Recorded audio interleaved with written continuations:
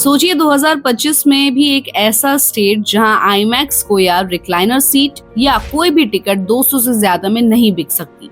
जी हाँ, हम बात कर रहे हैं कर्नाटक सरकार के उस ऑर्डर की जहां मल्टीप्लेक्स में टिकट प्राइस 200 रुपए तक ही लिमिट कर दी गई है। शुरू में इस फैसले को आम जनता के लिए राहत माना गया, लेकिन अब यही पॉलिसी फिल्म इंडस्ट्री की रीढ़ तोड़ने लगी है और इसका असर सिर्फ कर्नाटक तक नहीं पूरे देश में महसूस किया जा रहा है।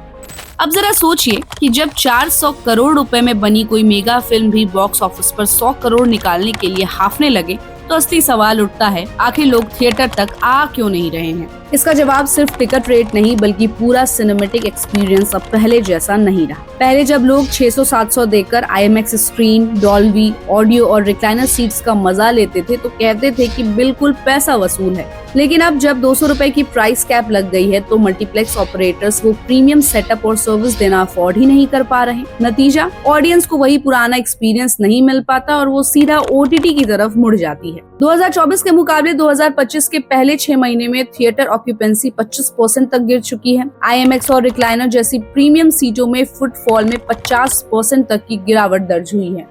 और सबसे चौंकाने वाली बात, इस साल की टॉप 10 फिल्मों में से सिर्फ 2 ही फिल्में 100 करोड़ क्लब तक पहुंच पाई। बाकियों को या तो ओटीटी से पैसा मिला या फिर डबिंग मार्केट ने कुछ भरपाई की। ओटीटी का मुकाबला अब थिएटर से सिर्फ कंटेंट में नहीं बल्कि एक्सपीरियंस में भी हो रहा है। जब 149 रुपए में नेटफ्लिक्स, अमेज़न प्राइम जैसे प्लेटफॉर्म पर पूरा परिवार एचडी क्वालिटी में फिल्म देख ले तो 200 रुपए की थिएटर टिकट भी महंगी लगने लगती है, खासकर जब पॉपकॉर्न 300 रुपए का है और पार्किंग 100 रुपए की हो। यानी एक 200 की फिल्म देखने के लिए जाना भी फाइनली 700 से 800 रुपए की जेब पर मार बन जाती है। अब बात करते हैं फिल्म मेकर्स की। बड़े डायरेक्टर्स और प्रोड्यूसर्स का कहना है कि आज के समय में एक बड़े एक्टर की फीस ही 50 से 70 करोड़ रुपए होती है। ऊपर से वीएफएक्स, बैकग्राउंड स्कोर और इंटरनेशनल टीम्स में 30 से 50 करोड़ और लगते हैं। डिस्ट्रीब्यूशन और मार्केटिंग में 40 करोड़ तक चला जाता है। मतलब एक फिल्म का बजट अगर 150 से 200 करोड़ रुपए है तो उसे ब्रेक इवन करने के लिए कम से कम 300 करोड़ की ग्रॉस कमाई चाहिए। लेकिन 200 रुपए के टिकट के साथ वो स्केल अचीव करना ऑलमोस्ट इम्पॉसिबल हो जाता है।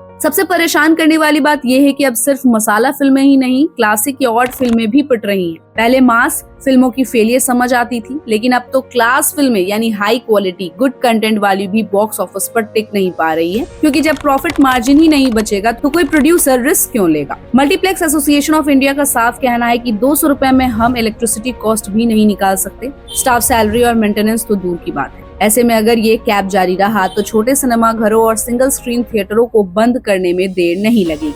तो रास्ता क्या है? जवाब साफ है, सरकार और फिल्म इंडस्ट्री को साथ बैठकर एक ऐसा मॉडल बनाना पड़ेगा जहां बेस प्राइस पब्लिक के लिए अफोर्डेबल रहे, लेकिन आईएमएक्स, 4डीएक्स, रिक्लाइनर जैसी प्रीमियम सेवाओं को इस कैप से छूट दी जाए। साथ ही ऑडियंस को ये समझना जरूरी है कि एक्सपीरियंस बेस्ड प्राइसिंग क्यों जरूरी है, वरना वो दिन दूर नहीं जब बच्चों को सिर्फ मम्मी पापा की कहानियों में सुनने को मिलेगा कि हमारे जमाने में लोग थिएटर में पिक्चर देखने जाते थे। कुल मिलाकर 200 रुपए की टिकट कैप एक तरफ अफोर्डेबिलिटी जरूर देती है, लेकिन दूसरी तरफ यही पॉलिसी फिल्म इंडस्ट्री के लिए एक आफत बनती जा रही है। जल्दी कोई बैलेंस नहीं बैठाया गया तो आने वाले सालों में हम सिर्फ यूट्यूब डॉक्यूमेंट्रीज में ही देखेंगे कि कभी इंडियन थिएटर्स कितने ग्रैंड हुआ करते थे। इस पर आपकी क्या राय है? हमें अपनी राय कमेंट बॉक्स में दें और ऐसी अपडेट्स के लिए keep watching and subscribe good returns.